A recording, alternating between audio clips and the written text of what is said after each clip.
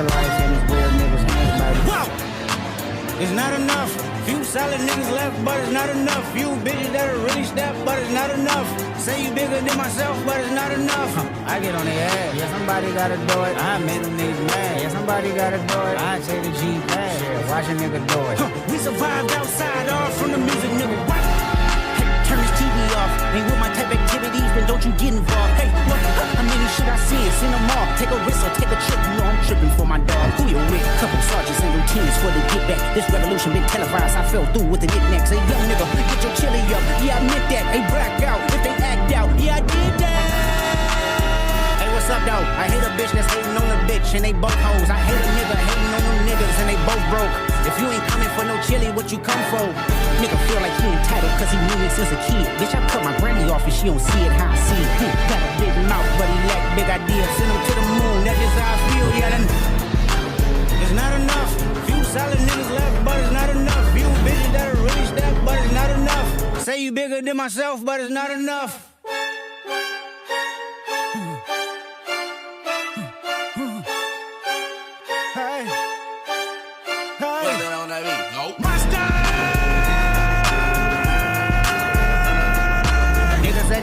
Somebody gotta do it. Got my foot up on the gas, but somebody gotta do it. Turn this TV off, turn this TV off. Turn this TV off, turn this TV off. Turn this TV off, turn this TV off. Turn this TV off, turn this TV off. Ain't no other king in this rap thing, they siblings. Nothing for my children. One shot, they disappearing. I'm in the city with a flag, be getting thrown like it was past interference. Padlock around the building. Crash pulling up in no more truck just to play freeze tag. With a bone to pick like it was C-Pass. So when I made it out, I made about 50K from a show. Trying to show niggas the ropes before they hung from a rope. I'm prophetic. They only talk about it, how I get it. Only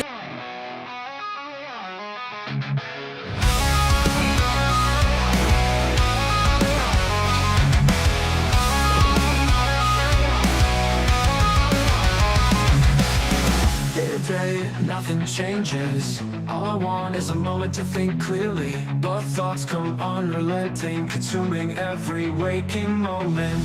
My mind binds me and I can't escape. I shout for help when no one hears me. One day I feel I'll just disappear. Lost in this chaos, I'm searching for peace.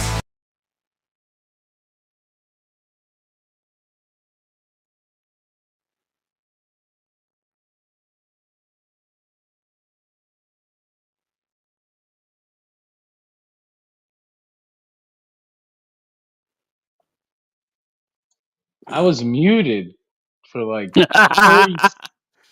30 seconds. I muted myself. I was talking to no one. So I kept moving around. It's like, is he gonna notice something's wrong? Well, I hope you would jump in and say something. I couldn't tell if we were on yet because my intro's always jacked up. We're on, all right. We're on and embarrassed. This is horrible. Anyway, John Escudero here. This is DirtSheetRadio. That's what this is. DirtSheetRadio, as usual. Chaos, anarchy, if you will, within the theme of the week. Anarchy in the apartment. Anarchy in the apartment. But, Greg, what's up, man? No Nick tonight, if you guys are wondering. We put him right back in the dungeon. Right back in the basement. But we're here. As usual, schedules will schedule. Drop some comments, chill, talk some shit, hang out with us for a little while. We might not be here as long as we usually are, but we'll have a conversation or two. Talk with us. Let me talk to you. Yeah. Have you been watching wrestling lately? I have been watching the wrestling lately, yes. It's fun. It's very fun. Listen, when I watch wrestling, I watch it for fun and I watch it for work. There's time I watch everything. I'm like an industry observer sometimes more than a fan, and it's like that sounded painful the way you said it. I'm not one of those people that says enjoy all wrestling. You're never gonna get me. You're never gonna catch me saying enjoy all wrestling. Why can't we just enjoy all wrestling? All of it. Why can't we just enjoy it? Stop choosing sides, Greg. Enjoy it all. And I'm like, you're never gonna get me saying that. I watch it all. Sometimes because I have to, other times because I want to. But I am trapped. I will never leave this cycle. And I built it this way. I like it this way. I'm a sick person. I'm a masochist. It does Mm. hurt sometimes. So I wish I could turn it off. I miss the freedom of jumping in and out.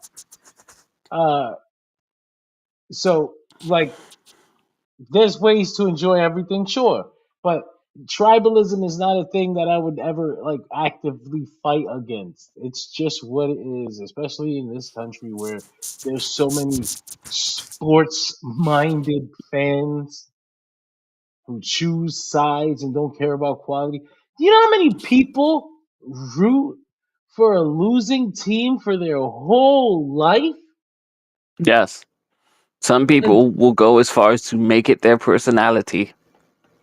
a lot of people, not some, a lot of people. And no, do you know how many people will go their entire life without ever seeing their team win a championship or be good at all? And they will So, still love that team no matter what. That's the kind of loyalty that exists. That's the kind of potential for loyalty that exists within a human being. And you expect me to tell someone just to speak? Stop.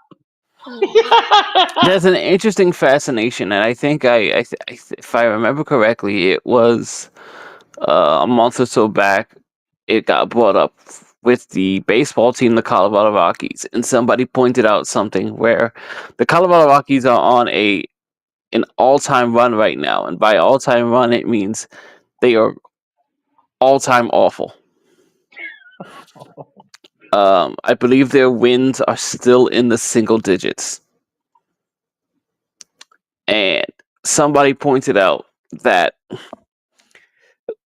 it's a clip of somebody like jumping up to rob a home run, and he goes, like, what I don't want you to pay attention to the guy jumping to catch the ball. I want you to look right behind him into the stands. Do you see how many people are still showing up? And there are teams who can't fill up their stadiums with winning baseball teams. It that's is that fascinating. that's the kind of loyalty that American sports fans have. So when they bring that mentality, And a lot of European sports fans, we should be well, very for clear about sure, that as well. for sure. European sports fans even more so. But I imagine they feel more victory for some reason.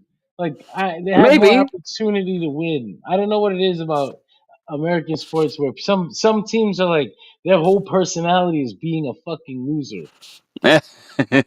You know, like that's like the thing. Like before there was memes, like you were a joke anyways. You know, like Right, there's a lot right. of teams like that, and people root for them anyway. So like I don't watch sports.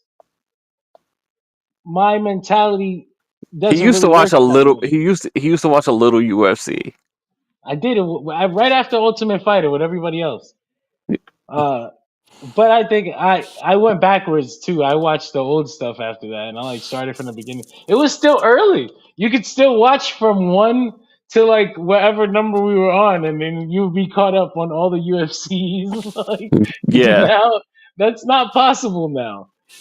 Um, no. but, but Well, because ESPN had them. I don't want to say locked, but like ESPN had them. Like they wanted like weekly content. So I fucking pirated it anyway. sure, a But lot of it's what free now. all that to say that um sometimes I don't watch sports, so I never had that mentality. Like Yeah, I'm not for I don't know how that shit feels. First of all, so yeah. sometimes like when I post online. about wrestling. Hmm. I just like whatever's good. If it's good, I'm You rooting mean for you're it. not a Fed shill? I want it to be good, right? But then I also have my own preferences. So like when it comes to like I'll be like, damn, that AEW pay-per-view on Sunday was really good. Hmm. I'm always gonna get the people that go, you're a shill for AEW.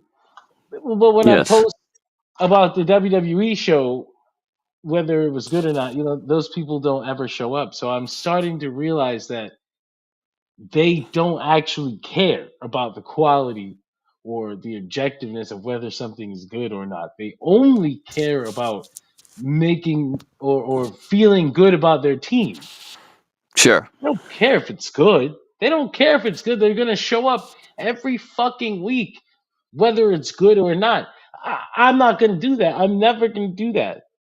If Yeah. it's good, I'm gonna show up. If it's bad, I'm not gonna show up. It doesn't matter what letters are on the ring post. If I'm not enjoying it, I simply won't show up. And I say that mentally because now physically I have to show up. I have to be there and write about it. But mentally, I'm gonna be We have checked. chosen this cross. I'm gonna be checked the fuck out. So there was a point last year where I was really, really enjoying WWE television. Hmm. And I was like, this shit is great. Every week it's great.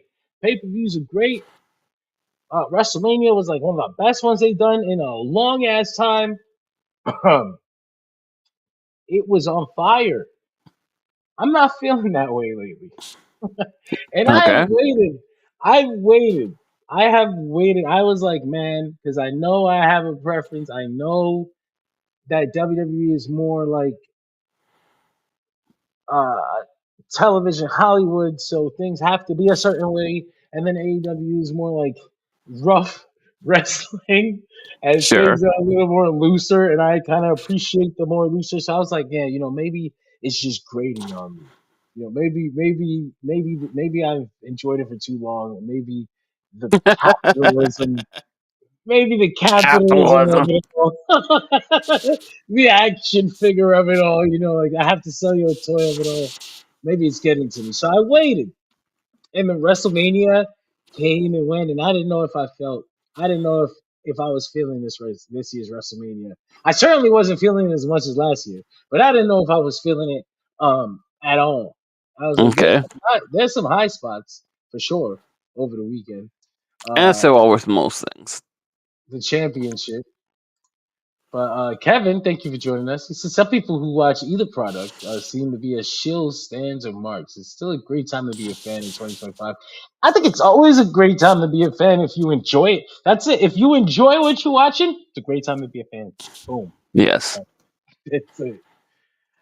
Uh, but that to be said, WrestleMania came and I was like, I like the triple How threat much? How matches. much? How much pushing would I have to do to be an NWA shill? Ugh. Would Would you anyone want to believe be? me? I don't think so. No. I think it would be. I think it would get attention because people would want to understand why.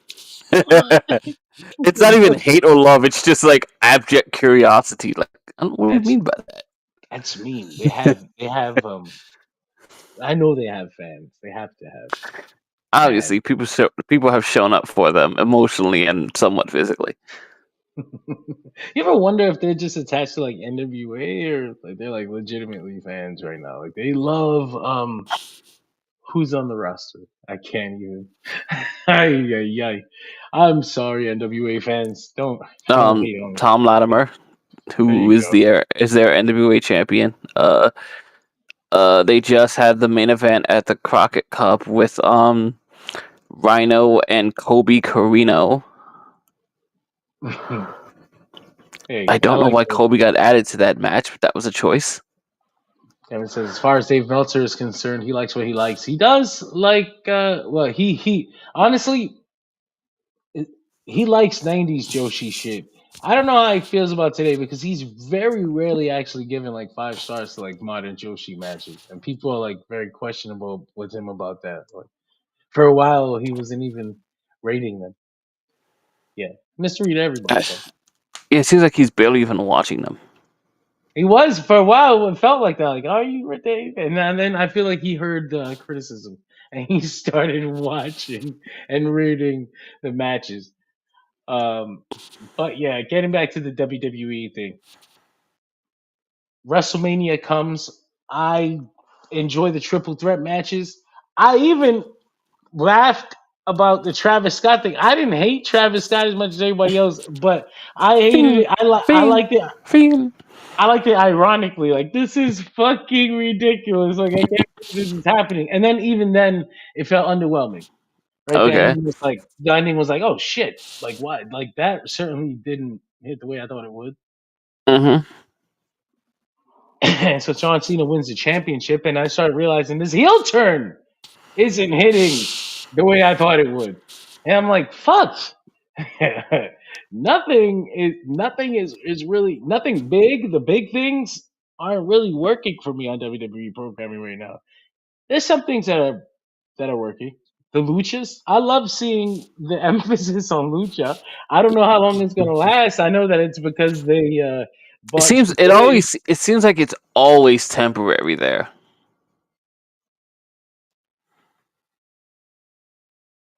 Excuse me. It's definitely. I don't know if it's gonna be temporary, but I know it's brought upon by the AAA purchase.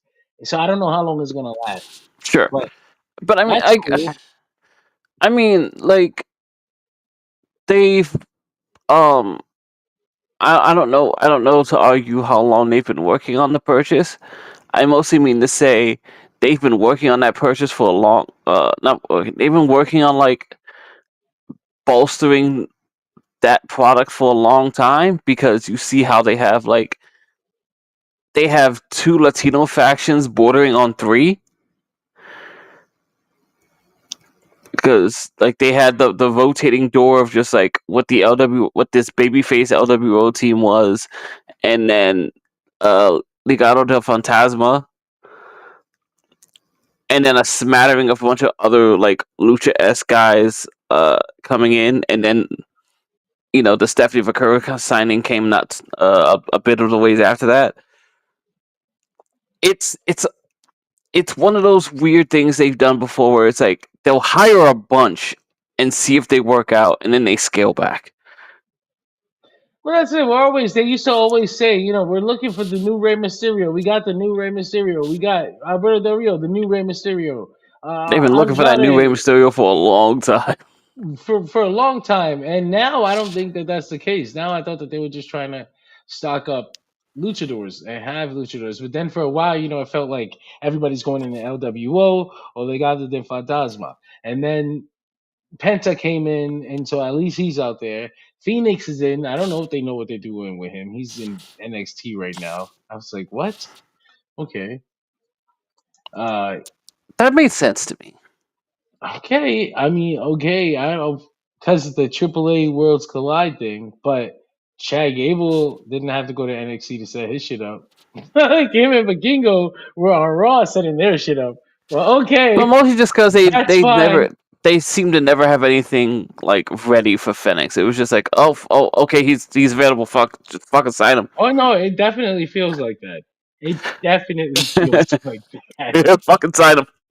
that. Did we have plans for Penta? I'm not even sure. Just do it. Kevin says bring in Conan since WWE has a working relationship with AAA. Yeah, that's not gonna Uh, fucking happen. AEW has CMLL, Sin Cara 1 or 2, Hunico, wasn't it? Sin Cara 1 went back to being Mystico, and he just went back to being excellent. It was a rough time in WWE, especially at that time. What's this, 2011?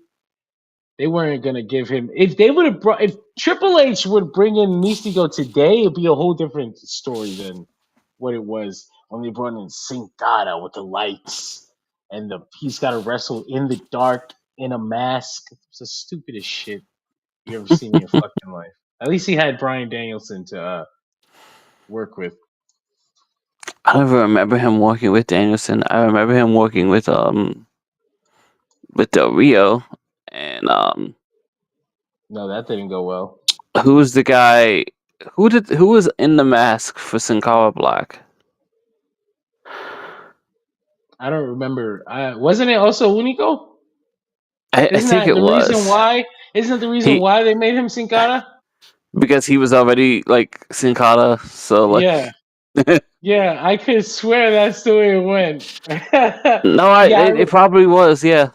I remember his matches with Bryan Danielson because they were the only ones I cared about that he had there. Where like at that time, I'm sure they gave him one or two other ones that I was like, oh, this would be interesting, and it probably didn't end up interesting. But him and Bryan would be on SmackDown just 8 minutes of somebody that actually knows how to wrestle with him. Sure. The Sin Cara Black stuff was the only time I think I was actually interested in the Sin Cara angle, just because I like that gimmick.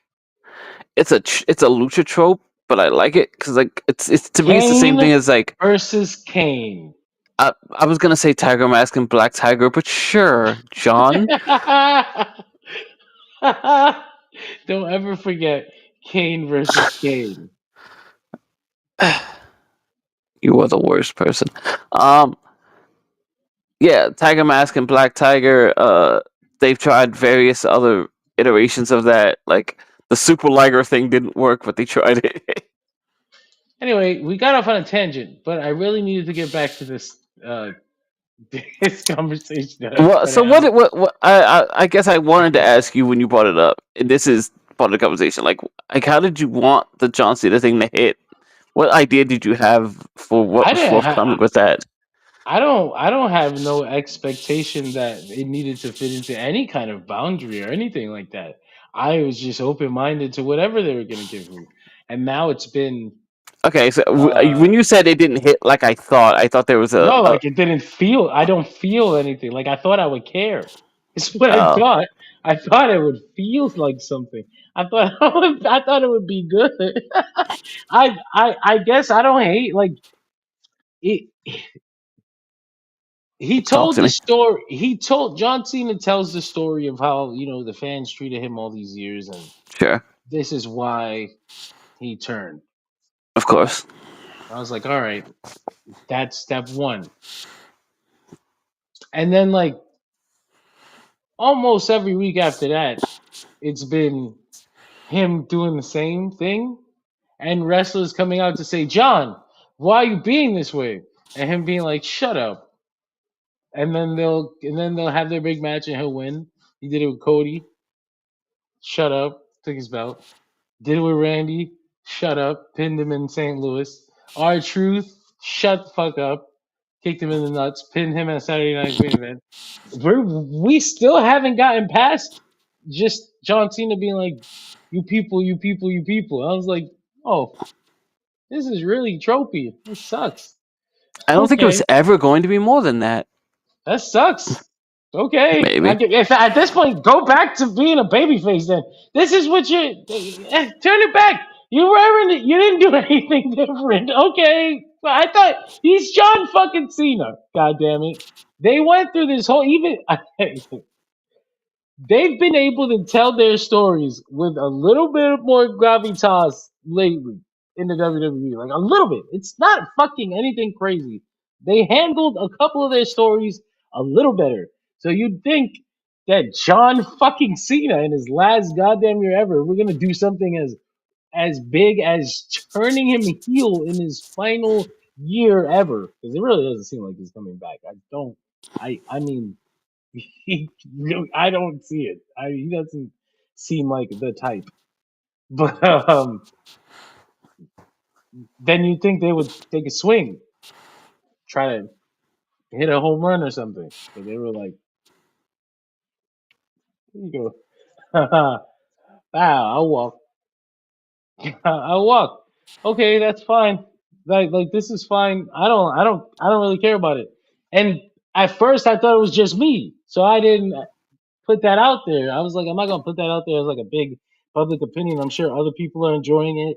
I have a big platform. I don't want to be all biased. I'm gonna let them enjoy it. But then I'm starting to look around, and most people are starting to feel the same way. So I was like, okay, I think I'm safe to say that I don't know what's going on. I don't think this is good. I don't like this. This sucks. Uh, just go back to being a babyface. Like turn the shit back. Turn the shit back around. Take me back to land. I don't. Eh, This ocean shit sucks. As a matter of fact, I'm seasick. I don't want to go so back to stupid. land. I want to go back to land. I don't like this. That's just that's just one. That's the biggest storyline in the company, though. Like Hmm. so, like that's kind of like the frosting on top of the whole cake. So, like, there's some things in the cake that I like, but right now the cake kind of tastes like shit.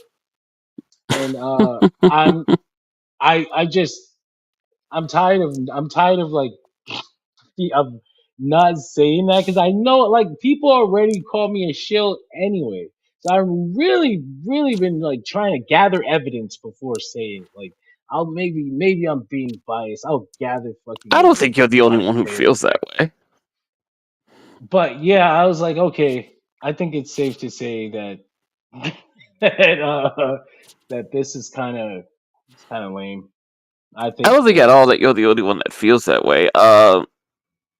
If there was an argument to be made, yeah, I listen. I came out of WrestleMania just going like, man, that main event was a piece of shit. I can say that outright. Um, other than that, uh, I guess I just did not have the expectation for it. I just knew this was going to be the heel run, and it was going to be it.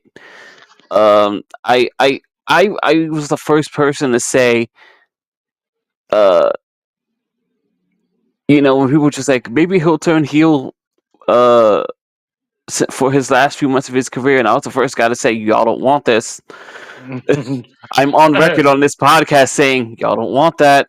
You think you do. You think it's a real cute idea.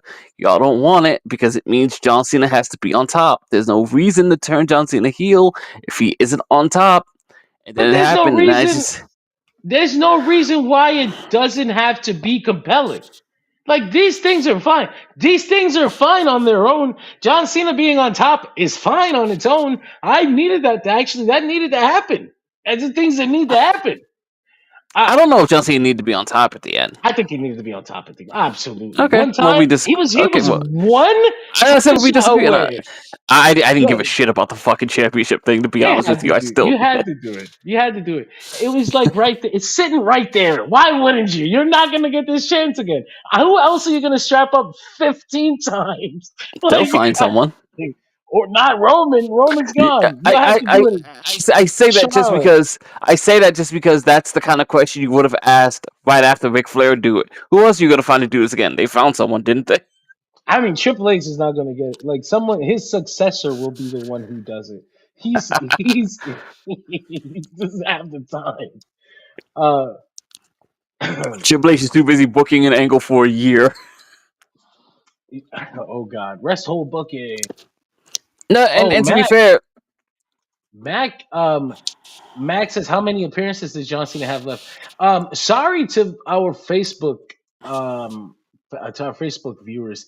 I'm not getting any viewer information or comments, but thankfully we are live, so you can see us. Thank you for being here. But comments are coming through from X oh, God, and I don't YouTube. have my phone is being the camera, so I don't have access to the one image I did see that laid out his next couple of appearances. He's got to be down to like 23 or something like that. I think 22 was the number I last saw. Max says that's why I'm here. Thank you, my brother. But yeah, so essentially, this John Cena thing is the biggest angle in the company. You also have the Seth Rollins uh, faction with Paul Heyman, which is intriguing still, but That's it certainly is curious. Yes. it's still just curious. Like it's like okay, we've added people in. We're still early. Like it's like okay, this is Yeah. something to look out for. Like we're not there. Like and so beyond that. It doesn't help that Seth Rollins' whole thing is always to be enigmatic, so nothing really makes sense at first. He's got all these dudes, and he's right now. I guess because Money in the Bank is here, that's what they're focused on. But I'm sure they'll have some other things down the line. But like I said, right now, this this WrestleMania season and post WrestleMania have sucked. There's no big thing of interest going on here. I'm if you can bring up small things that you enjoyed and matches that were good and moments that were interesting, but you're talking about looking at the shit like an overall in the overall picture, it's a piece of shit. It's a piece of shit that you can pull some nuggets of gold out of if you really look hard enough. And trust me, I've been watching. I've been. I'm not like those people that comment on things because they watch clips online and they go, "This is what I think of what I saw of those 5 seconds, and that's what I think of the whole company."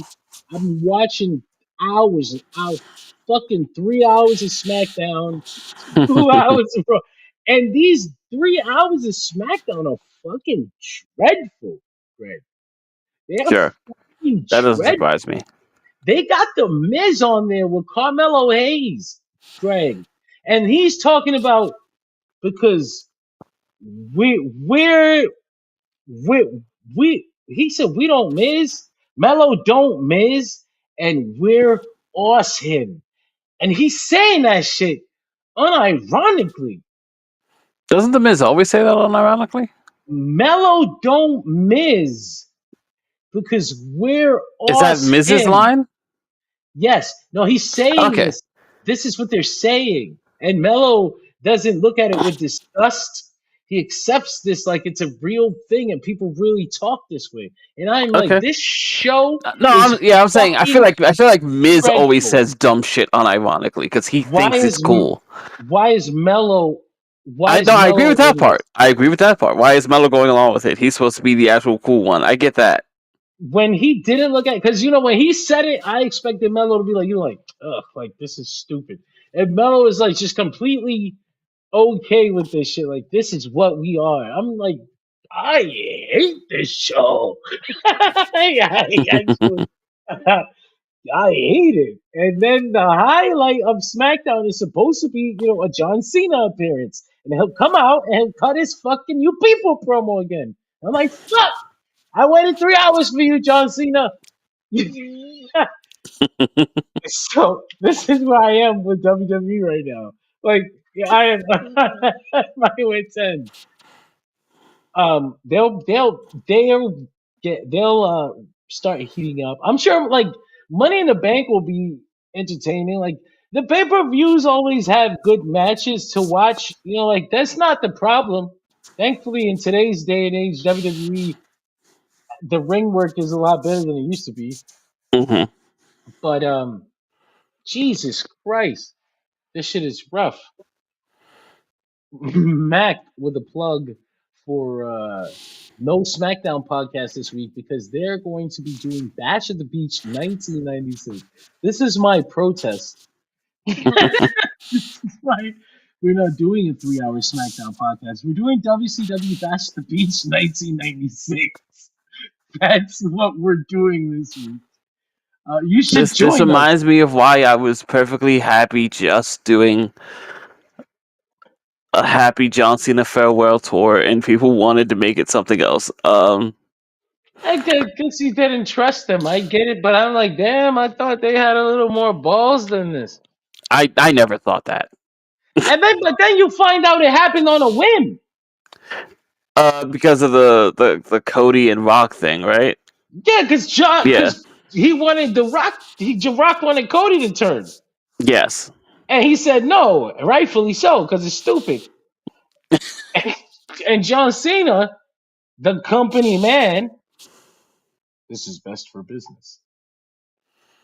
And so The Rock, John Cena, and Travis Scott set us up for failure. They set this big ass. It was Travis Scott for whatever reason with Dwayne Johnson and John Cena, and those three gentlemen kicked off this storyline, and then one of the biggest ones just disappeared. Now, and then had no intentions of coming back. Why did you get Did you involved? see the Triple H commentary on that? No.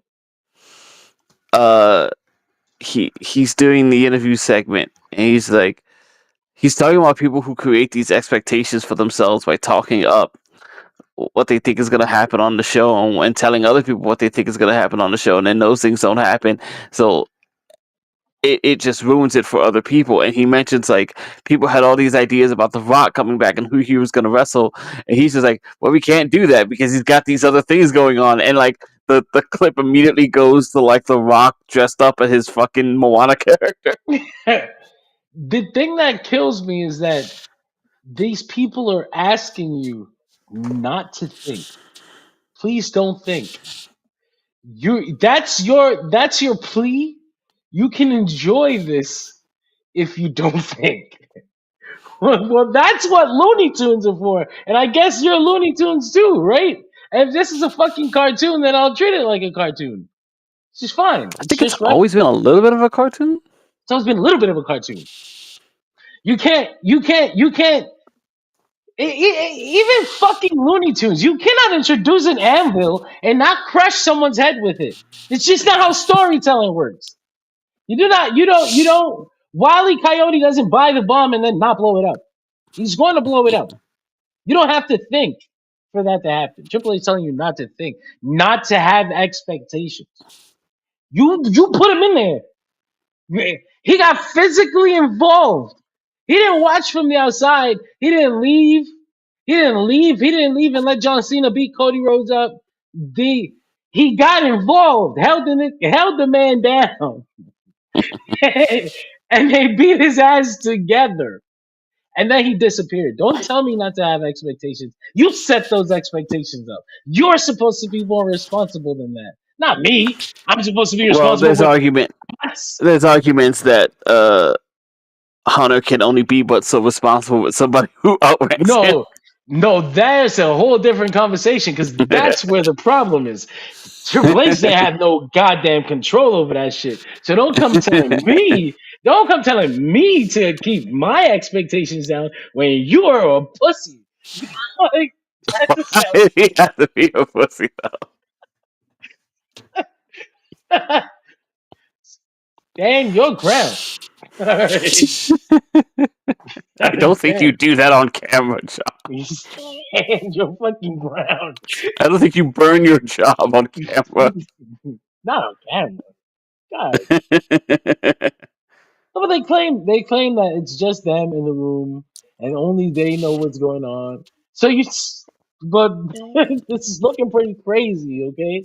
Sure, it's looking pretty crazy for you on it. Anyway, that's where WWE is right now. Like that's where they are right now. Money in the Bank in a couple weeks. Yep. At that beautiful ass Inuit Dome. It is. It'll look real nice in there. They got the Worlds Collide show coming. That's going to be fun. It's going to be free on YouTube. That should be very interesting. It's going to be interesting to see WWE and AAA together for the first time like that when they own them now. So I had this thing in my head that this show is like a very weird spiritual successor to the When Worlds Collide pay-per-view from AAA and WCW. I get that. It's kind of cute in that way. It is When Worlds Collide, essentially. Yeah. Same title, sans one word. AAA again with a big American company. I also read somewhere some idea about like AAA are sort of looking at themselves as like a company, like trying to be an American company, but not completely abandoning Mexico. I'm like, good luck with that shit. CMLL just has to stay the course. Just be more lucha. Just stay the course. It's so funny because there were reports that they were actually thinking about like trying to modernize a little bit and maybe shifting the way they tell stories. And then this happened, and they were like, "We're gonna stay where we are. They love us. We're gonna be the only." Now we're gonna double the fuck down on being the most traditional lucha company you've ever seen. Put more 2 out of 3 flags falls up. matches are coming back, baby. 4 flags outside. 4 flags. We belong to Mexico. Seriously. I like that. I like that a lot. Hey, for the past few years, they have been arguably one of the fastest improving promotions in the world, and they've back to like having important matches that people are like going out of their way to tell you to go tune in. Please watch this. Please watch this. Please watch this. And so it's Yeah. interesting that they're getting that kind of exposure now. And I ironically, AAA was like just in the dumps. Like this is like the best thing that could happen for them too. I am not a lucha guy, but I've always felt like CMLL was the superior product. Because they're traditional, we're traditionalists. What can you say? Perhaps. I felt like they just had better people and it was run better. Like AAA always seemed like a fucking mess. AAA existed to be different from CMLL, right? That's what the story Heard is. that Right? before. Like that's why they broke. That's why I forgot the guy's name, but one of the Antonio Pena. yeah, he broke off. He started his own company, so it could be different from traditional lucha libre. So they talking about trying to be more American and all Yeah. that shit. It pretty much had Uh, been the more sports entertainment style company compared to CMLL this whole I was time. gonna say Pena and the other gentleman are a lot like the Baba and Inoki story. They were 2 guys who were essentially in charge, but like just had very different ideas about the industry. It's so all that being said, I'm watching AEW now, and Talk about guys 2020 with different ideas of the industry. and in 2025, and I mean, we've talked about this in the past. They had their problems after Punk with inconsistent storytelling to the Yeah, weekly I'd argue they were show. having their problems during Punk. Well, especially in the second half, but mostly the biggest issue was that the pay-per-views would be like just excellent, and then the weekly show would be like harder to watch. Not it fucking never really sucked, but it was like, damn, this is not running on all cylinders the way it was for a while. Yeah, So, mostly just so because like I think I think at the end of the day, I think it comes down to the fact that you have a different expectation from the weekly TV show, or at for least sure, but fans do. there was also just some identity finding issues and maybe some confidence lacking after like losing CM Punk and maybe feeding too into some criticisms that they Sure, didn't need to feed into, and they ended up almost losing themselves in that search. And the MJF now year. the MJF year. Let's call it what it is. It was rough. Okay, that they had a whole full gear. What is it? 2023 is the one with MJF and Jay White, or 24. I don't remember. Which it wasn't a bad match either. It I was want to say just 23 because I don't remember 24 being that stupid. the whole show It's just had the that. last year. The whole show had that story element to it, that MJF storyline element to it, and it was like this is very, very much an attempt to be like sports entertainment style, and it did not fucking work for them because this is not what we wanted from you. Like this is not Is that the what we one where they're wondering if expected. Jay White's gonna show up?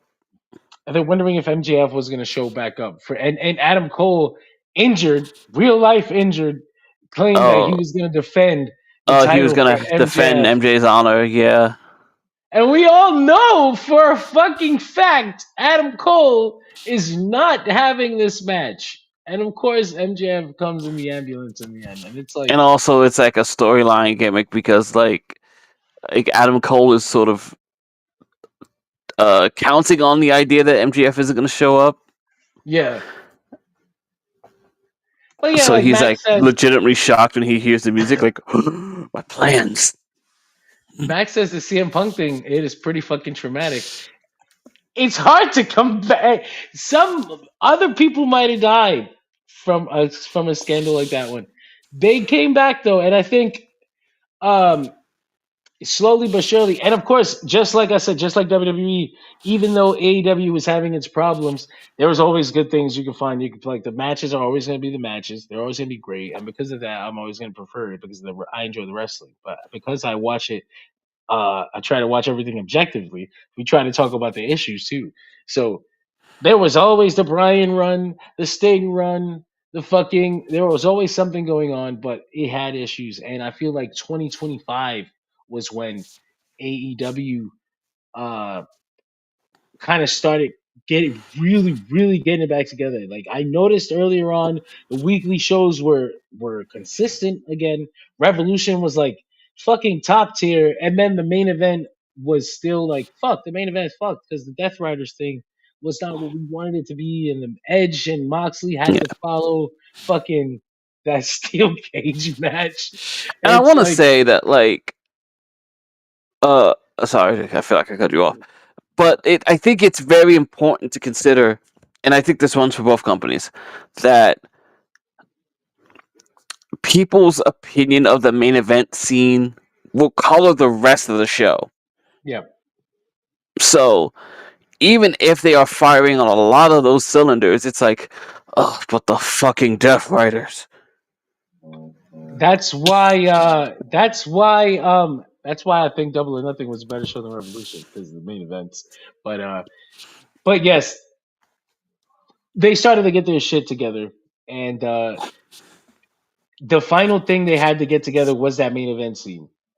That was like the last piece of the puzzle. It was like, okay, we have knitted this quilt, and now we've got this Death Riders thing that we are not giving up on because one, Tony Khan will just simply put papers in your face that show numbers rising when John Moxley's on screen. And I'm like, well, well, fuck you too. Uh, but Well, fuck you but too. but they put the right people. They finally put the right people against Moxley. I think the biggest thing where Edge was like, "What the fuck are we doing?" here?" Like the whole thing that the whole thing was Moxley trying to wake AEW up and make and shake the company back into I its think you got its. some distance from your mic there. Oh, hello Hi. world, hi. I remember the issue where Edge versus Moxley was like, why is old man Edge from the WWE defending AEW from John Moxley right now? Sure. And so putting I also instead, felt there was like a weird thing there where it felt like it took too long to properly communicate Moxley's mission statement or whatever you want to call that. I think that's because they thought they were going to get Shane McMahon, but that's just a theory. That and that could be a whole nother problem about like basing ideas on potential. That's a theory. That's a theory. Yeah. But after the Edge thing, I think a lot of those complaints were heard. And who did they put in there? They put Kenny Omega in, Swerve Strickland, fucking Willow Nightingale. They started putting like the people who are like more representative of AEW, who built kind of the company built themselves on TV in front of you. Yeah. And then Although the shit not kept getting necessarily representative of the people Moxley wanted to fight. no, unfortunately, all those people were not ready for many different reasons, and a lot of a lot. You It's can put almost those like over to basing a it on lot the of youth places. contingent was a bad idea because the It's youth weren't hard. ready. Damn, that doesn't sound familiar at all. Nexus. But anyway, they've got the right people involved in the storyline now, and then it Yeah. started working. It started hitting, and it came to a peak with the Anarchy in the Arena match, where it was like, damn, this really feels like something you can only get in AEW again. Like this felt like something that was unique to you that you should be proud of. That was fun, and that whole show hit kind of the way it should have hit. And then Hmm. following that fucking Anarchy in the Arena, which could have been a main event because it was full of all the top card talent. You had the actual main event, which stood its fucking ground, and was easily just as fucking good. And for some people, even better because that's like a straight up wrestling match. Like if you're like, okay, well, Anarchy in the Arena was a little wild for me, a little chaotic. Well, then the main event was like a full on fucking wrestling classic. So Sure.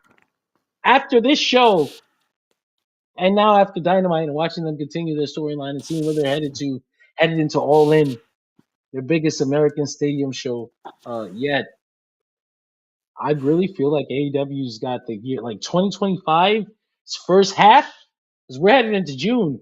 This is about to be June. The first half of 2025, I'm going to give it to AEW.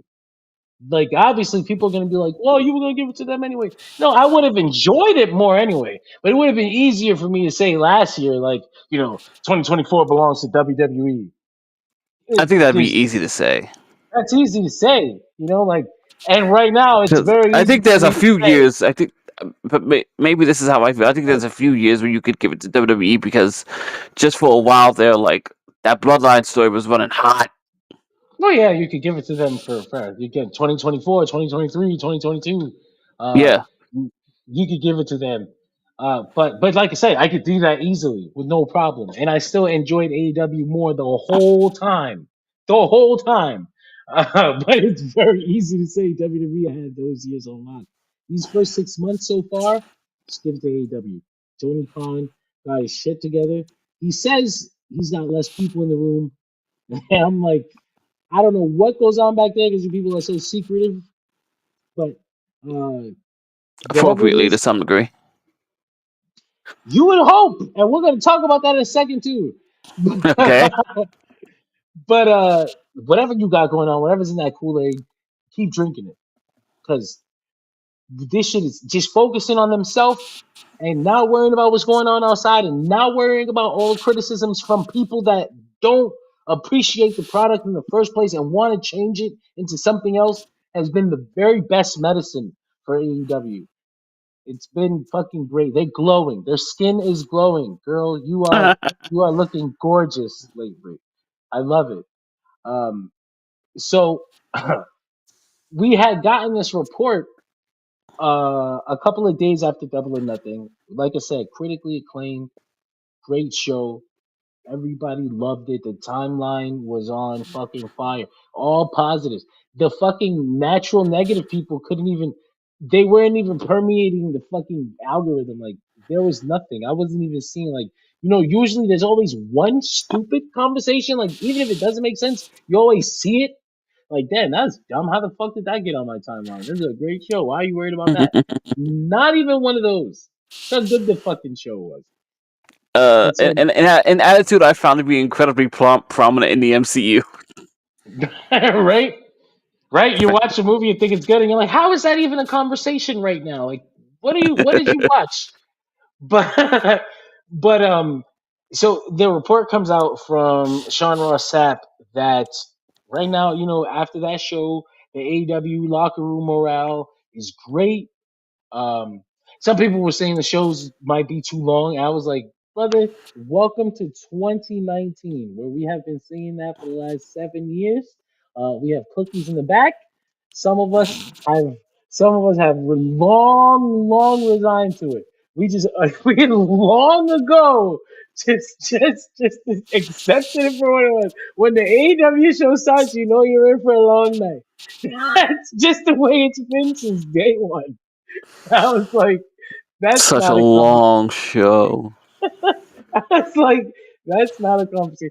That's not a conversation I want to have anyway. We've had the conversation before. Like seriously, you've had the conversation before. I'm sure you can listen back and we've talked And, about like for it. people who wonder, why doesn't Greg watch the pre-shows?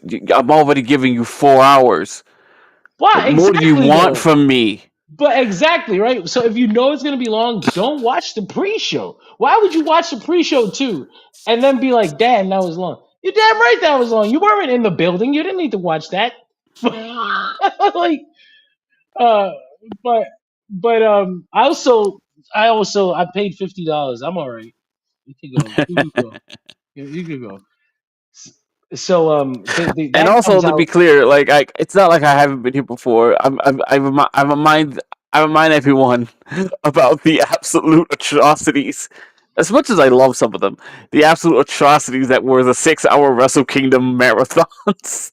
South Wrestle Kingdom marathons. Ring of Honor used to do shows, and they weren't that they were long. They would do a show, and then the main event would be like an hour. You'd be like, "Holy shit!" Yeah, but That was I was more okay with that 75. back then.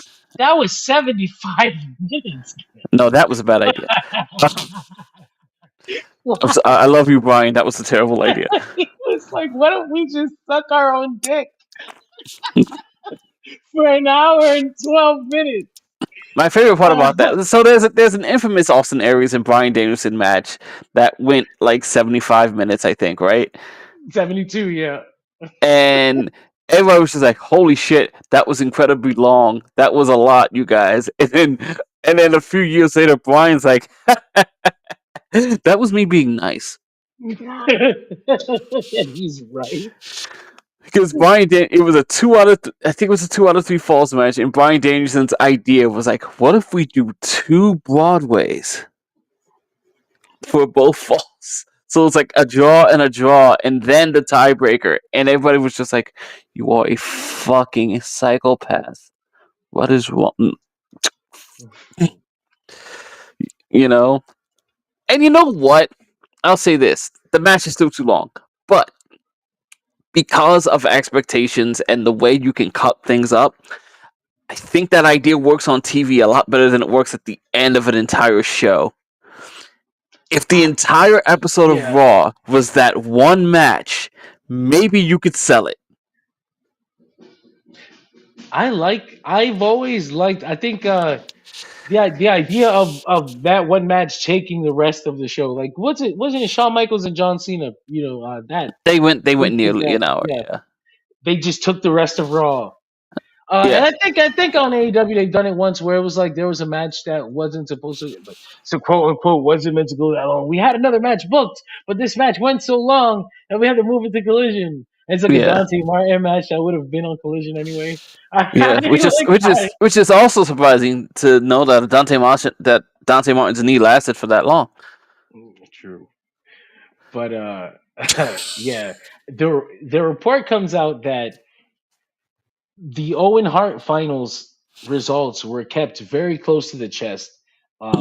Tony didn't tell anybody up until the weekend of the event, which is apparently standard fare of Tony not speaking to people. I got anxiety.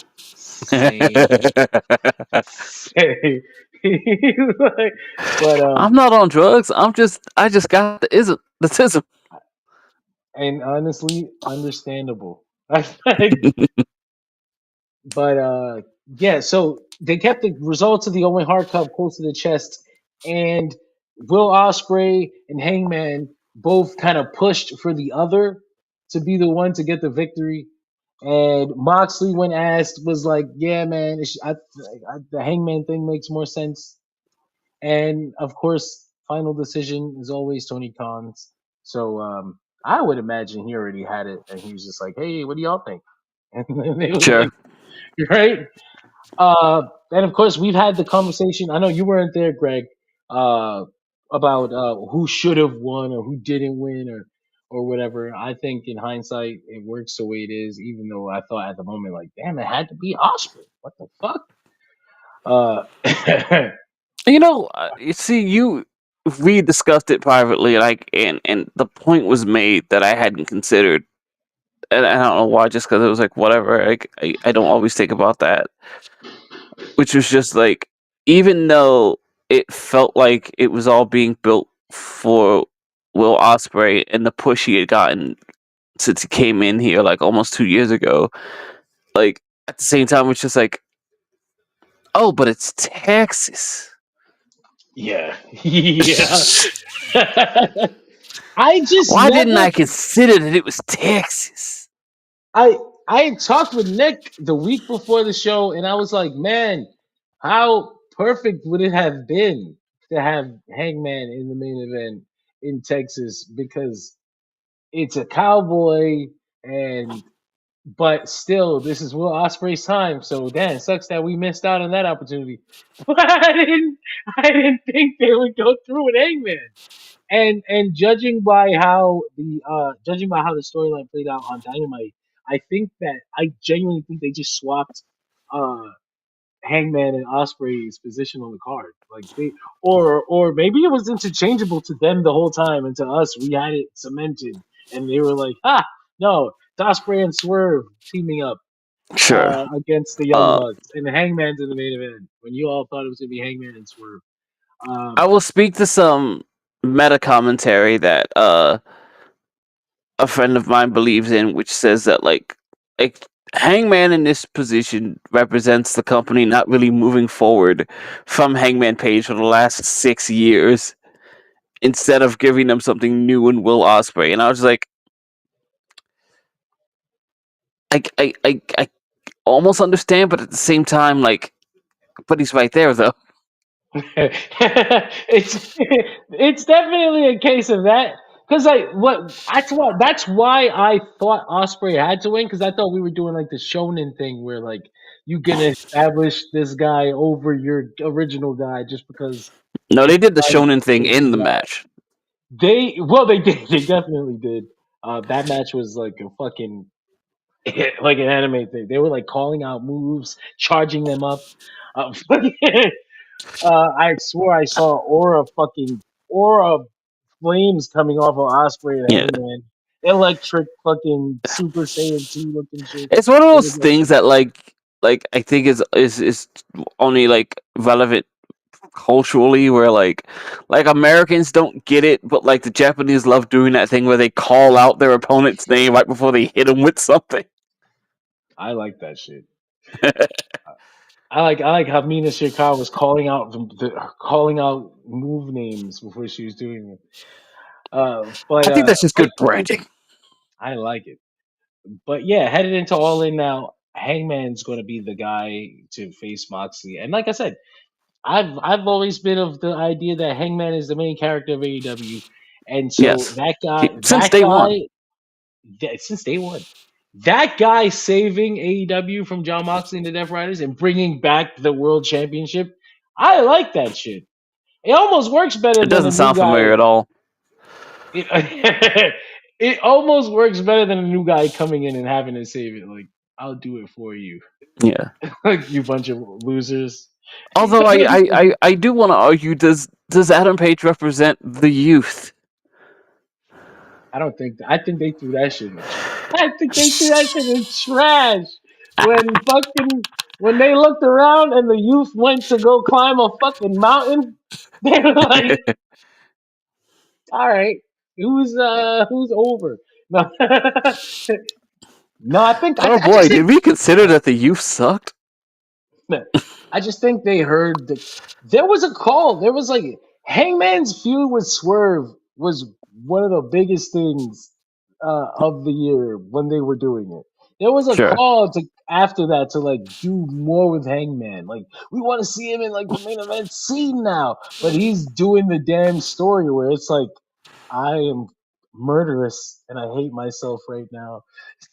So no, actually, like there's kind of been a call from AEW's fan base for Hangman in that position, and I feel like they themselves didn't know if they were going to answer it because Osprey is right there.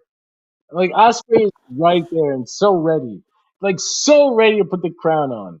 I think they took a gamble thinking that Osprey is still going to be ready, and I think he's still going to be ready.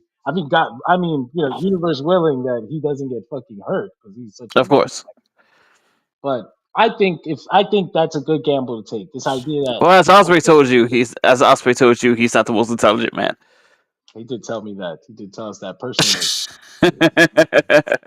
Uh, but listen, I think that was a good gamble to take, and I'm not just saying that because I'm a big Hangman fan. I just think that Will Sure. Ospreay's star shines really, really bright. I think I think right now he's seen as the champion so hard that it's almost giving in too easily. Almost like Hmm. they're just kind of giving it to him. So putting him through the ringer a little bit doesn't suck. I remember one of the big criticisms we had for Cody was like, damn, he walked right in there and was gonna take that shit, wasn't he? He was just like, what? and so losing was like, okay, he's got a challenge, he's got a hurdle. Now it kind of feels earned. Yeah. So Um, I want to mention something that based on the visual that we got from Dynamite, which was for a moment there it looked like, okay, maybe we've actually solidified this big three thing we've got going on here, right? Two of them have held the world championship. One is going to. Let's be real. Swerve, Hangman, and Osprey. Yeah, Indeed, indeed. Uh, where does John Moxley's future fit into this in the company? I think he's at a position where it doesn't matter. Like he's big enough. Like Moxley is Moxley right now. Like even if he loses the title and he's not working in the actual, his storylines will still be significant. Working with him will still be an important deal. Like Darby Allen, I'm sure they'll get that Darby Allen match. It'll still be a big ass deal. Probably a big stipulation. Probably, honestly, can we get Moxley some damn rest? Can we get him can we get him a fucking nap? Like he people are gonna be really, people were like not grateful for his run. But this dude was still working, putting spikes in his fucking back. Give this guy a nap. Gross. Get him a nap is what you do. Then when he comes back, he'll be a bigger deal anyway. Yeah. A lot of baby faces here. Um, I think there's two things to consider. One, that especially with Darby coming back, that's even more baby faces. Either one of these guys ends up the villain, or we have to figure out what we're doing with MJF here.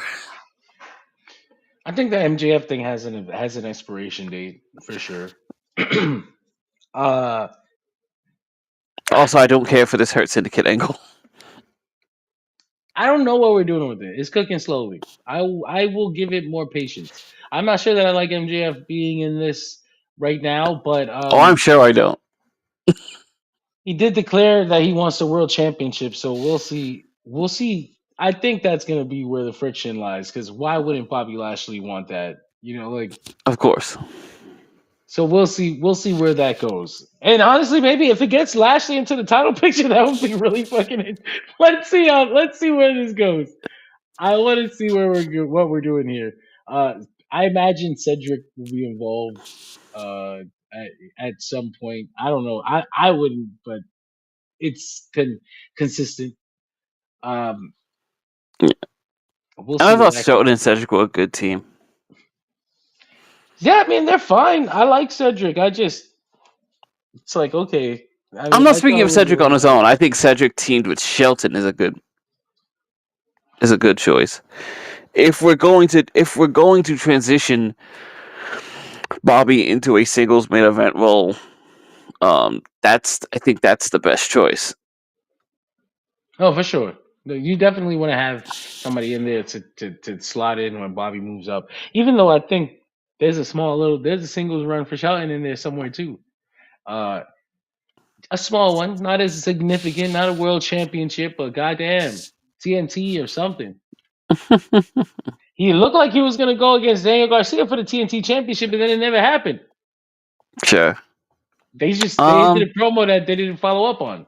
Speaking of singles guys in the company that are looking for some traction, a lot of people will keep talking about this because it was a very expensive contract and it came with a lot of expectations. There's a certain expectation that will probably be fulfilled in Texas for the obvious reasons, with some particular championship implications that could be quite interesting. At the end of it all, John, what are we doing with Kazuchika Okada? You know goddamn well what we're doing with After Kazuchika. that, uh, I set that up for a reason, Jonathan. There's only one more place to go. Like, I think at this point, we've rested. We've placed Okada in the glass box. It's okay. Put him here. Hold on. Don't pull it out. Relax. Paid a lot of money for that guy. Don't break him. Don't break. Everybody wants Okada to have the full Okada match. Okada is not at the Will Ospreay point in his career. Okada is at the I, other side of I think them. no. I listen. I don't think Okada has had all of his New Japan main events. There are no more of those. Those are It's this. It's the you same talking way I about feel a about Kenny guy. Omega at this point. Like I think I'm beyond expecting that from him. You talking about guys that they say you have a bum card. You talking about guys that had to borrow another card to punch more holes in. They've pushed it beyond the limit. They will punch holes on this extra card, but only on the most special of occasions. Yeah. Texas will be one of those occasions. I have no doubt in my mind. After that, I think it's time to start building towards that Okada eventual world title run, or at least that position on the card. I don't know how we're gonna get there, what we're gonna do, who he's gonna face as champion. I don't know if it needs to be a year. I don't know if we could get back to Osprey Okada. 'Cause I'll watch that shit forever. Uh, but, I think there's a lot of potential to do some stuff with a lot of guys in this situation because they are. It is an embarrassment of talent, but it's got to be tight. I think a guy like Okada, we've kept him cooled off for long enough. And after this, I think he should win. First of all, no, but I don't know. If he wins, then he has to keep being that guy, right? He should lose, and then you drop the weight, and then go do something else. But That's what I'm it's saying. It's tough. It's got to be tight. damn, but that would be a really nice win, though. I guess how many? What's their record? Two? No, What? Kenny's only got the one win, right? You talking about Okada and Kenny? Yeah, Kenny's got 2 wins. he's got two. Did he win the G1 match? Yes, He did win the G1 match. Okay. that was the match that's like okay. Like it felt like it was like the confidence builder. Like okay, Kenny can beat Okada, but they were clearly not like neither of them were at 100%. Clearly,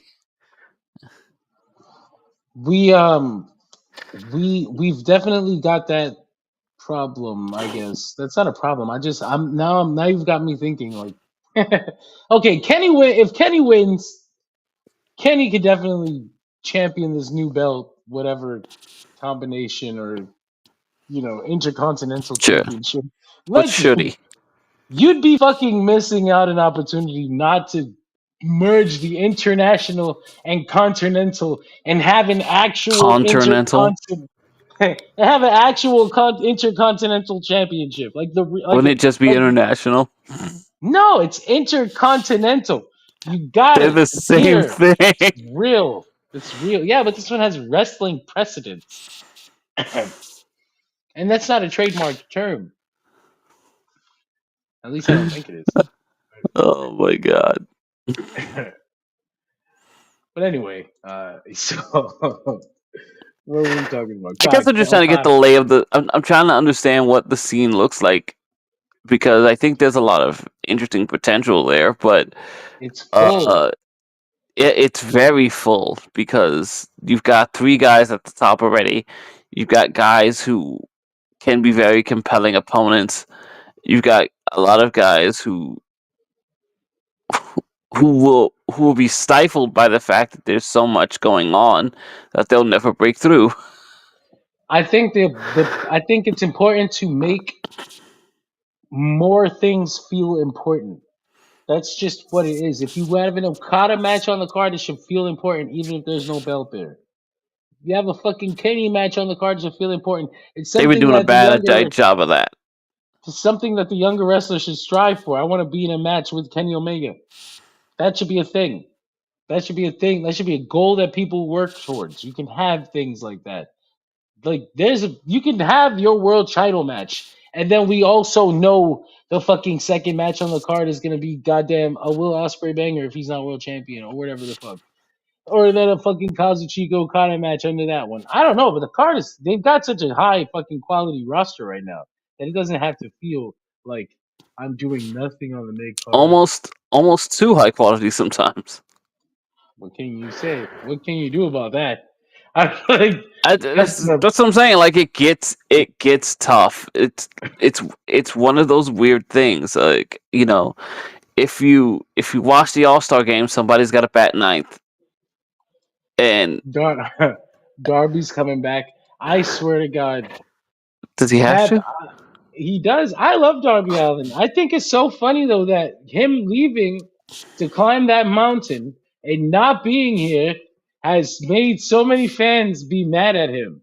People are like furious with Darby Allin. Like fuck. And then Osprey, Swerve, and Hangman are on screen together today, and you just see a whole swath of AEW's fan base being like, "We do not fucking need Darby Allin right now. Like, That's don't what you I said. dare!" Like you see the like, do you see your top It's just like guys? it's just like watching a small child trying to play with the adults with his Hey, dumb I'm here face paint too. on. I'm here too. No, wait. The big men are talking. Shut up, boy. And Go get me again, a beer. I love Darby Allin, man. He's a fucking he's a maniac, like a sick man. And when people are like that in wrestling, you get Darby Allin. Like you don't get many Darby Allins, and they don't last long. They burn bright and they burn fast. I like Darby Allin, but his if there was a time for him to be champion, it might have passed He left it because on the mountain. he might have left it on the mind because, like I said, I think I get the same feeling those people did when I saw those three guys open the show together. I was like, ah, God, look at your youthful top of the card that isn't dying yet. Like, if this isn't like Kenny Omega who has to be here, but we know it doesn't have time. Like, does he have a year left? Does he have two? We just don't know. Yeah, These are like three guys that you might have 10 years left with. Holy yeah. shit, look at them. And Kenny also has to get ready for his yearly Wrestle Kingdom appearance, like the Undertaker. But yeah, man, I just think I think the future looks bright for AEW right now. All in Which, by the is way, looking call it like lazy. He should just go back and put Gabe Kidd over. Fuck it. they should do that on at some point. At some point, we gotta have that rematch. Did they cross paths during Anarchy in the Arena? I do not remember. I feel like I would have remembered that. It was chaotic. It was madness. I think that let the bodies hit the floor needle drop is gonna be like it's got to be like one of the most memorable moments in the entire history of that goddamn promotion. And it's Your crazy. Like audio I got weird told, again. uh, there we go. I should be fine. Hello, can you hear? I hear you. Just sometimes you get. Sometimes it makes it sound like you're far away.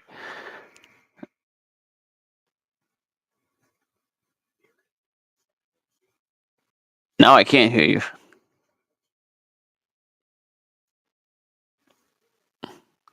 Come back, John. Baby, come back. No. Now he's gone. Son of a bitch. Well, that's awkward. How you doing? I'm here now. Alright, well, John's gonna get his audio fixed up and figure out what happens there. Um, so much talent. So much goddamn talent in the AEW locker room. And I'm just trying to figure out how to make them all fit without leaving anyone out. Also, I think the tag team division could be quite interesting too. I think we always have to.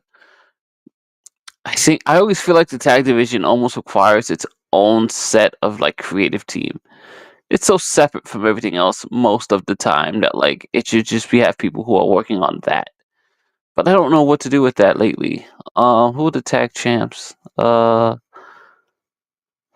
Who are the AEW tag team champions? I'm not sure. I'm trying to remember. Is it?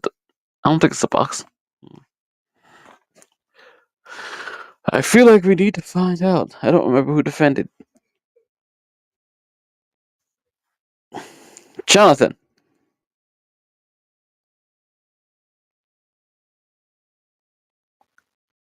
Oh, he's gone again. Jesus Christ. I'm sorry, ladies and gentlemen.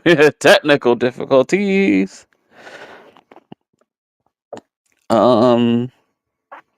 Right, yes, it's the Hurt Syndicate. Okay, so yeah, they had a nothing match at the pay-per-view, but really it was all to set up something else. That was the point. What are we talking about? I don't think anyone particularly cared about the Sons of Texas or whatever. What are we talking And about? the only thing they really did today was the big promo, setting up the Texas. I guess the future of the gang. Hello, Craig. The Hurt Syndicate are going to continue to hurt people, and MJF does have eyes back on the Triple B. Will that be a point of contention? Probably. I think at the end of the day, Bobby Lashley still sees himself as the alpha guy in that group, as one would use that term. Still having some technical difficulties with John. He keeps coming back in the room, but I don't know. I assume he's speaking and I can't hear him.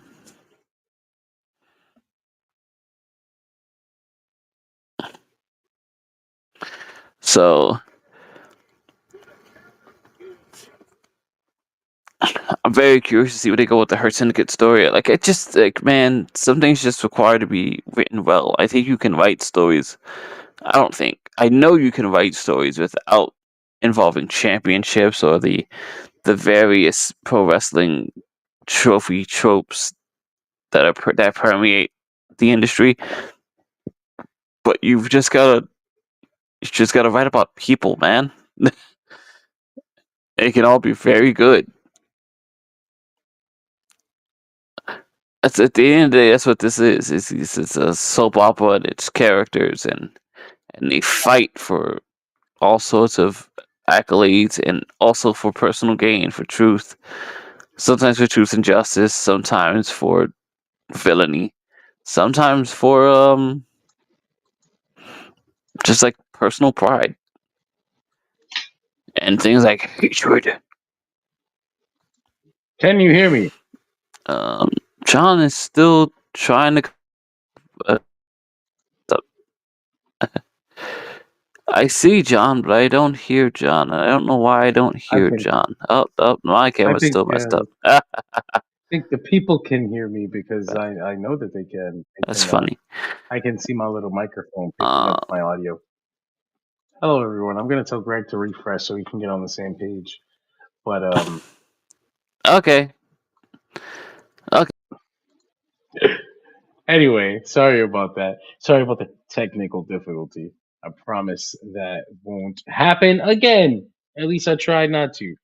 We're a little ratchet here, a little ghetto at DirtSheetRadio. Hello, Greg. Yeah, make it my problem, sure. It was you all along. Oh, yeah, well, fuck you. It was your fault. I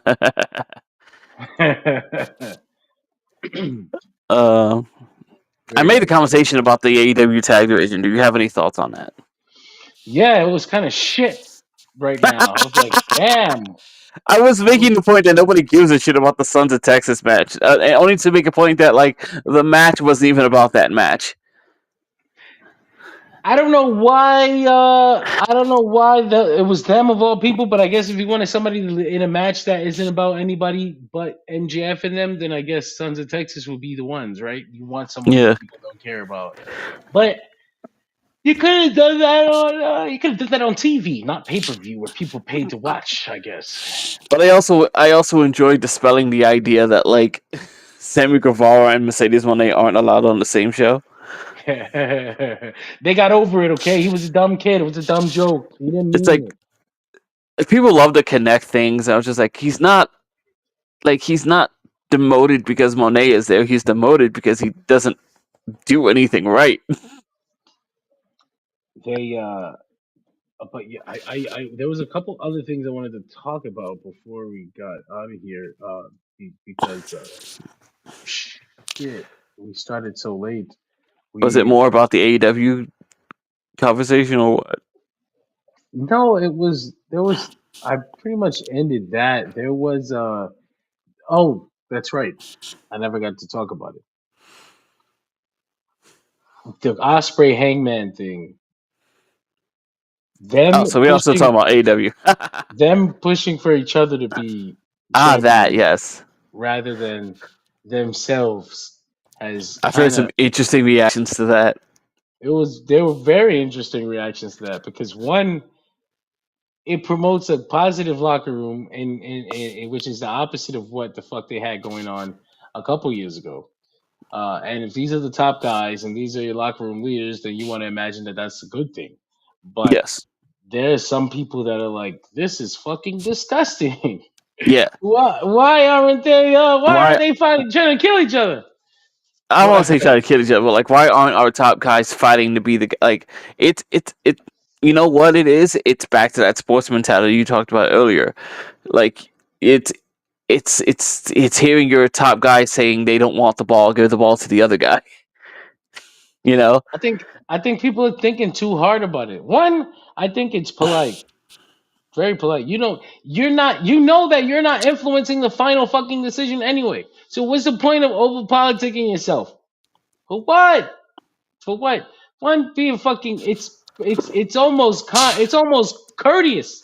It's almost the way you should. If in a good in a beautiful world, Yeah. you wouldn't have to feel conscious about doing that, and then possibly that guy's also campaigning for himself. Sure. So now you're like, now you're campaigning for him, and he's campaigning for him, and you look like a bitch. Now, like Sure. in this world, they're both offering that to each other, so it's like it cancels out. It looks good. It don't really hurt I nobody. remember I remember hearing a story about Steve Austin. They were gonna put the strap on him, and Steve Austin saying it was better for the story that Mikey Whipwreck win that match. That's the kind of shit. That's the kind of shit I like to hear. I think Dave Meltzer said it best. The locker rooms today took more from Terry Funk than they did from Hulk Hogan. That's what that sounds like. There's no more Hulk Hogan's here. I'm sure some people are Hulk Hogan, There's always some Hulk Hogan's. but a lot more Terry Funks and Brian Danielsons. People were like, man, well, not Brian. Brian is different. Brian just didn't want the Te- responsibility. He was like, yeah. please, no. No, no, no, no, no. No, no, no, no. Terry is interesting in the sense that like Terry was really early on saying like, you don't understand, the UFC is going to change this business, and nobody wanted to listen to him. That's usually how it goes with people like that. He's like, no, you don't get it. No one's going to look at us the same. Damn it! Why won't you I just, listen to me? I just thought it was interesting to see so many reactions to this. I think they're more disappointed in this coming out What do you than mean? like this story coming out and people knowing that it happened Oh yes, yes, yes, yes. while they're still on television. You know, while Osprey and Hangman are cutting their promos. Yeah. I think it I was also don't. very interesting that I'm kind of Uh, connecting this to another thing. I think it's very interesting that both sides sort of have this problem because Hunter on that same interview was just like, I don't know how these things are getting out. We just talked about it that morning.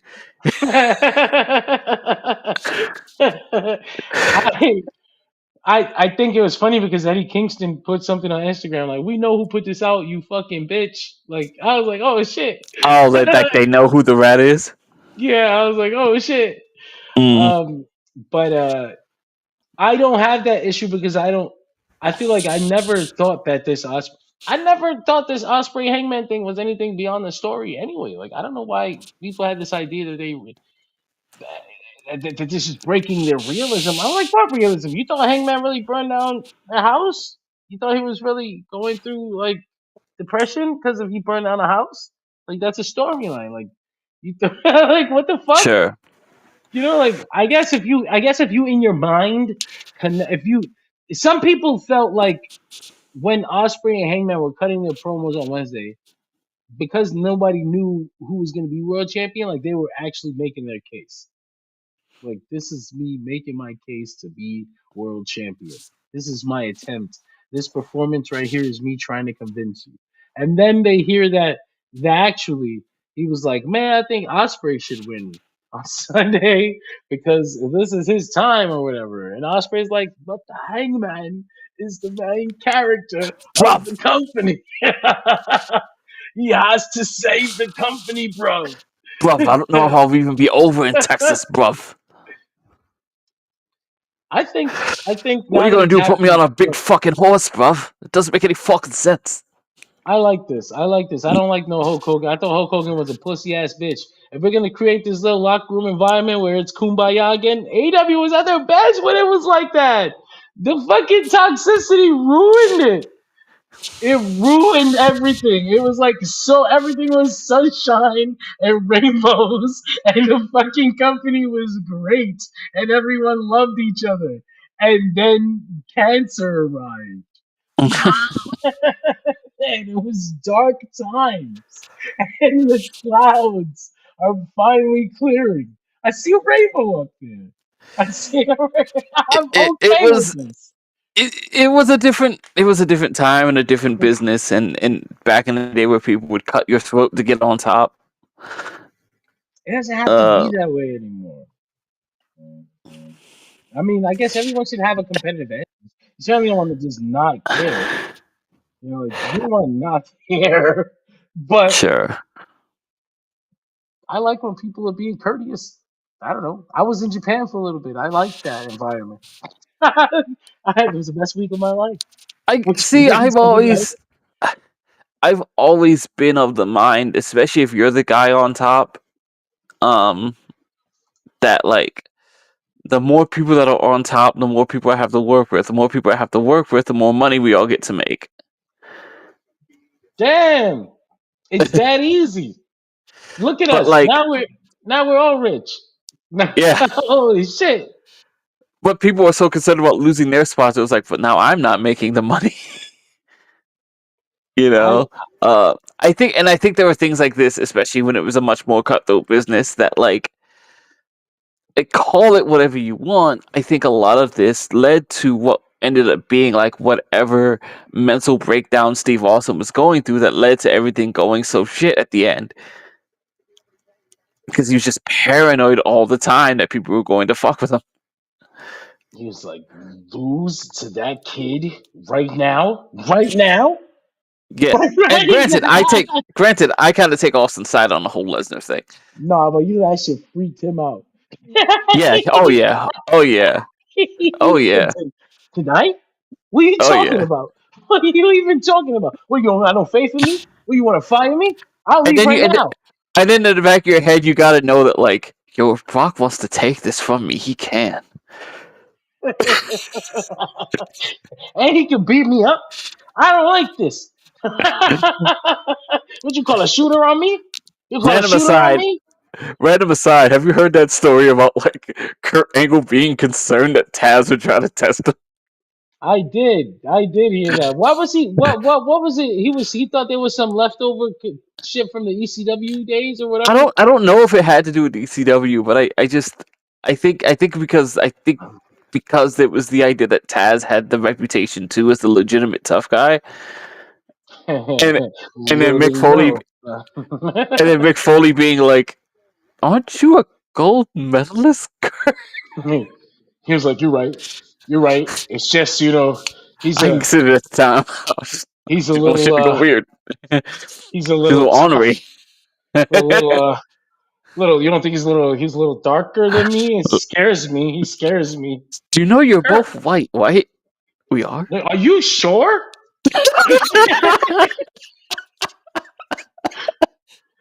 Are you sure? I don't feel confident in your assessment, Foley. No. Oh, Foley didn't say that, but yeah. He's like, you can actually if you take a swipe, you can see the color under Taz. It's still hard to believe that Hook's his kid. Comes right off. He's got Taz's real color is Hook. But But yeah, I it, like I said, I don't got no problem with it. I don't got a problem with it. I ain't got a problem. I have no issue with them both opting for each other because at the end of the day, they're both gonna be there. You know, it's not like either one of them is losing a spot. Pretty Um. much. Also, I think maybe I'm biased to the whole situation, and if we're talking about like sizes of company and spectacle, like Osprey's main event at the Tokyo Dome. Like, what are you gonna give him? He did. In talking to Will Osprey, he did mention that he would like to take on the challenge of being like just being a champion on a weekly television show because it comes it's Right. like a very different, I guess, a It's a very different. different, yeah, animal than like Yeah, being you've world got to be a champion where he compelling was. character on a weekly basis that people believe in and people believe you as the top guy. Yeah, that's a different task. It's also a different task in a sense that like it's a much more collaborative effort than being the champion of a sort of a monthly show where you only have to perform in the ring. Yeah, now you've got to come up with these promos. You've got to help the guy come up with his promo because now you don't want to fuck. Now I'm not just worried about myself and getting myself over. I am the top spot. Now I got to keep Yeah, it, and to keep it, he's got to look good too. yeah. I got to make the other guy look good without you know while still being on top. It's a complicated situation. You It is. know, I would TV agree. wrestling changes everything. That's why like you can attest to this directly, John. So many people's favorite company were not a TV company, and then they tried TV, and then they realized they had to become a completely different fucking company. That shit don't work. I think I would argue it's harder to be world champion in AEW than WWE. I mean, creative wise, not like workload wise. Like creatively in WWE, they're handing you what you're doing, and you're gonna perform it to your best ability. And in AEW, there's kind of an expectation for you to input creatively, and if you don't, they'll hand you something, but it might not work out the way you want it to. So Uh, I had a very interesting conversation between Ben Affleck and Michael B. Jordan, where Ben Affleck felt that like he thought his job was just to show up and do what the director told him to do. And then he found out that like that's not really how it works. Like as the actor, I've got to show up with something, and then me and the guy talking, and we figure out how to do this. It's and I've always argued that like even when you're taking direction from whatever director or producer of the show who has these ideas and has these things he needs you to do so we could fit the narrative and what we're doing for the bigger picture, like it's always got to be collaborative because people who are just doing what the other guy tells them to do just ends up not working out. it looks stiff. And it always ends up being somebody else's idea of who these people are. You end up. I kind of say like right now. I thought Lyra Valkyria was in a position where they gave her a belt and she's just doing what they're telling her to do. But Yeah, because no they one kind of, knows who she is. yeah, and they're kind of silently expecting her to go out there and show you who she is. But she's also too young in the company to feel confident enough to maybe step over a line or something, or like I might say the wrong thing and lose my spot forever. Like Yeah, so. that's kind of the what difference of what I'm talking about. I Some felt that way since she debuted. I'm like, who is this bird girl? What is this thing? she's got wings, bro. And speaking of WWE, one time, I noticed their counter programming has got really aggressive lately. A little Like bit, a wee bit. they got a Saturday night's main event every time AEW does a pay per view, and now it's not just Saturday night's main event. Now they do the double thing. Now you got an NXT and a Saturday night's main event, and now it's a triple. They did a 3-show weekend on All In weekend. They did NXT Great American Bash to go directly against AEW All In. Okay. They've got Saturday night's main event after that, which is rumored to be Goldberg's retirement match. And then they've got WWE Evolution Oh, is on that Sunday. where they're doing the Gunther match? Yeah, in Atlanta. Atlanta makes sense. So that's going to be up against AEW All In, the biggest show of the year. Uh, I thought that was funny. They've also got they're probably gonna set some stuff up anytime AEW has a pay per view. Honestly, some people say it's good. I think it's funny. I think it's funny because they keep putting NXT shows against AEW, and then it keeps Yeah. making the NXT show look bad in comparison. That's not fair. Those NXT guys work really hard, and I mean, I'm not even a fan of the weekly show, but goddamn, Some might argue otherwise. they don't deserve that. Like if you're gonna put something up against them, fine, whatever. Like, but damn, that's kind of fucked up. Put the NXT kids up against the biggest AEW show of the year. That's not even fair. And Sure. people end up comparing them quality wise. It's like, oh well, they shouldn't because of blah blah blah. Well, you fucking put them on at the same time. What do you want me to say? Look at Sure. this one. Like I'm watching fucking Double or Nothing. I'm watching fucking Anarchy in the Arena, and they on some Trick Williams just won the TNA title from Joe Hendry. I'm like, get that shit out of my face. Like that would have been cool at any other time. Like at any other moment right now. Like get that shit out of my way. These motherfuckers are this John and Pool is on. Like, whoa. That's the kind of shit you run into. It's not fair to them. It really Granted, isn't. you aren't quite sold on Trick Williams. I mean, that's another conversation. And the idea that he's the one who took the TNA title, and now Santana's gonna save TNA from him, and so then what the fuck was Joe Hendry, a loser? I have no opinions on that because I have a particular bias about Mike Santana that cannot be discounted. Greg, that's There are your not top many guy. times there are not many times where the BX gets to be represented, so I'm just going to let it be. That's the top guy. He's gonna be the top guy, no matter what. I'm okay with that. I'm like, what the fuck did Joe Hendry do? It's fine. Getting a world title off him and him being on TV is fine because they just can WWE wants to use him WWE ways anyway, and him having the world title while WWE uses him the way they want to use him is weird because then he gets pinned in 3 minutes by Randy Orton as world champion, and it's like, ugh. It's good for Joe Hendry. It's great for Joe Hendry. Great exposure Yeah. for Joe Hendry. Yeah. Excellent for him. But WWE will love him for doing that for them. He's also I keep wearing the belt of another company. I keep having this conversation about I keep hearing this conversation about like WWE's collaboration is gonna do more for TNA than the AEW one did. I'm like, they're gonna do about the same. They've already taken the titles. We've already started. It's the same. It's down the same line. Well, I guess you could compare Trick Williams to Kenny Omega, but I wouldn't do that. Yeah. I wouldn't do that. The That's biggest not criticism I heard was that like an AEW company guy got the belt back. Yeah, Christian, TNA legend. Watch your mouth. Watch your mouth.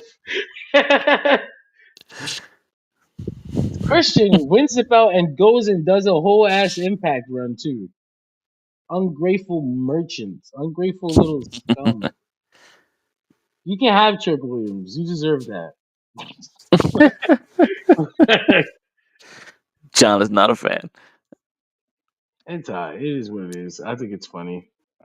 It's a cool moment though that happened. Trick Williams winning the TNA Championship on WWE television. Shawn Michaels holding the TNA Championship That was funny. backstage. Really That weird was really picture. funny.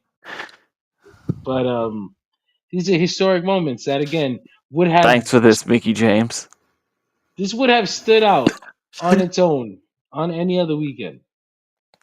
But this weekend, I couldn't possibly give a fuck at all. At all. Even less of a fuck. But but yeah, I think that's gonna be it for today. We were supposed to do Dynamite recap, but I have to get to work tomorrow. In fairness, I sprinkled bits of the Dynamite recap into this conversation. We did. The only thing we missed was basically the match stuff. The matches. So not really much of anything. You know, they did the opening stuff with Hangman Swerve and Hangman and Osprey, and that was Okay, it was good. I actually really like that. I want to see where they go with that. Hangman and Swerve team Sure. coming soon. The I'm only thing that sure. got me about that moment, and I guess like just because I'm mixing things up, was like, I thought there was a moment there where I was just like, oh wait, I thought Paige and Swerve got over this. Well, they never got over it, right? So they Swerve comes and he's like, "Wait, you fucked me over, and I didn't get to talk about this." Hold on. The last time they spoke was that moment in the hall where Swerve was like, "I know it's my fault." That was like Hangman walks away and he's like, "I don't know what to do with it." Yeah, which feels like such But an that's admission of guilt would be. but no, it's right after that. It's after that that Swerve got his title match, and then he gets screwed by the Young Bucks. And the only thing he can think of is that Hangman told him, "I will never let you be world champion." And the Young You Bucks waited came till out. now to bring that up, then? He got caught up with the Young Bucks because he wanted to fight them directly. The Young Bucks are the ones who said we did it for Hangman. He fights the Young Bucks. They killed the Young Bucks. He actually killed a Young Buck. Kenny killed the other one. So now he's come up to I only Hangman, wish it was so true. and he comes up to Hangman, and now he's asking him, "Tell me if you were involved in this shit." Hangman says no, because I mean, he's right. When I wanted to screw you out of the title, I did it to your fucking face. Like, didn't I actually kill you in a cage? Why would I have to sneak behind you to do this Young Bucks shit? This Swerve doesn't believe him now. Yeah, They've got new I definitely buy henchmen. the idea that like Adam Page is more of a like I wanted you to know it was me kind of guy. Please don't make me spiral again. I'm feeling healthy. Uh, Oh God, Adam Page is like AEW Sentry. there's speaking of like dual like personalities or whatever. When he comes out at All In, I think I think he should bring back the original theme song. Like that would be like the the full the full transformation back to who he was before he got all absorbed in his little revenge tour. You want some AJ Styles shit over here? I mean, yeah, man, that's cool shit. AJ did it plus, twice. plus, this song was only ever used. This song that he has now was only ever used while he was in his revenge mode. Right? Getting rid of it wouldn't be wrong thematically. I mean, as much as I like it, honestly, I really like it. I mean, listen, nothing will ever last as short as Mina Shirakawa's theme. Legendary. That's legendary. Legendary run. That was legend. I've never seen something like that in my life. We abandoned it mid match. He was like, I get it. I felt it too. I still haven't heard this thing. I still haven't heard it. You know what? I want to say you're better off, but you almost have to. That's like a historic moment in wrestling. Like in TV wrestling, that's a historic moment that you would hear about We 15 years in the abandoned the future. new theme mid match. Like, nope, put it back. This is a That's bad like idea. remember when Immediate regret. Randy Oh, Orton the came burn in out my to light. fucking Not Kill never. Switch Engaged once. The CM Punk theme. Yeah. And that's a legendary thing. This lady came out to this music once, really once. She didn't even leave the match to the same song. Incredible. Yeah. I love it. But yeah, man, that's Dirt Sheet Radio this week. Um, come back next week. That's it. Store closed. No, Dirt Sheet Radio, we're live all the time. We're live after Raw, after NXT, after Dynamite, after Impact, after SmackDown. Except tomorrow we'll be live after SmackDown, but it won't be for SmackDown. We're gonna be talking about WCW Bash at the Beach Yes. 1996. Mac is going to be there. It is actually not yet. Almost Mac's birthday. This close. Okay. This close. But Fuck yeah. check those out. Check us out on all social medias. We're out there. Google us. And thank you for being here tonight. We'll see you next week.